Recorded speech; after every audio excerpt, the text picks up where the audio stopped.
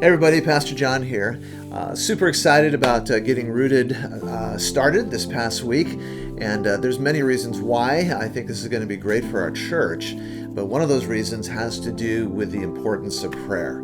You know, Jesus was recorded in 3 of the 4 Gospels as saying, "My Father's house will be called a house of prayer." Prayer was foundational to everything Jesus did, and he wants it to be foundational to your life and to mine and his followers, as his followers. But you know, it's interesting. I think a lot of times as Christians, we forget, well, why would Jesus want his house to be called a house of prayer? And why should this matter to us?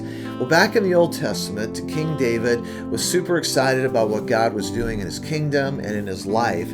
And in 2 Samuel chapter 7, starting right around verse 27, there's an amazing conversation, prayer, if you will, going on between God and King David. And this is what David says to God.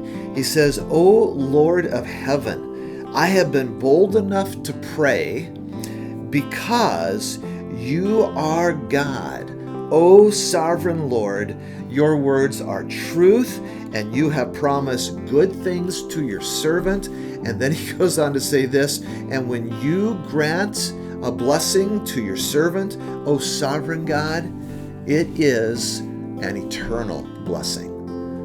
Wow, that's absolutely amazing. David's recognition of what it meant to pray and then experience the blessing of God upon his life.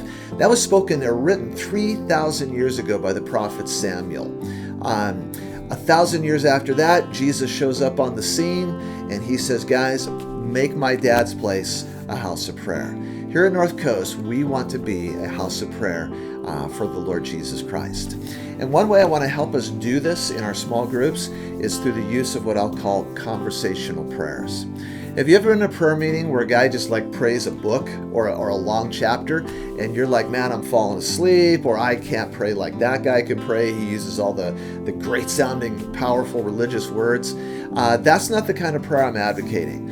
I am encouraging you to be in a group that prays in what we'll call conversational prayer. And this is what it involves. Somebody drops in a topic. "Hey, I need some prayer. My wife and I have been struggling in our marriage." And so 3 or 4 people in the group pray for that guy and for his wife. They don't pray chapters. They certainly don't pray the book. They maybe pray a sentence or 2, but 3 or 4 people praying that. And then somebody else drops in a prayer request, and 3 or 4 people pray for that prayer request.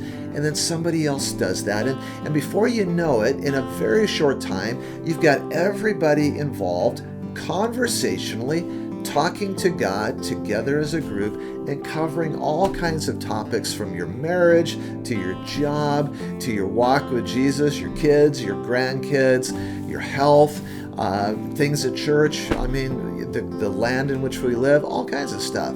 And so let me challenge you this week, especially if you're a leader, implement conversational prayer within your Rooted groups. If you need a little more introduction and instruction as far as what that is, how that works, what it looks like, please feel free to give me a call. I'd be more than happy to sit down with you and just explain it a bit further. But remember this, our goal is for North Coast Family Fellowship to be God's house of prayer.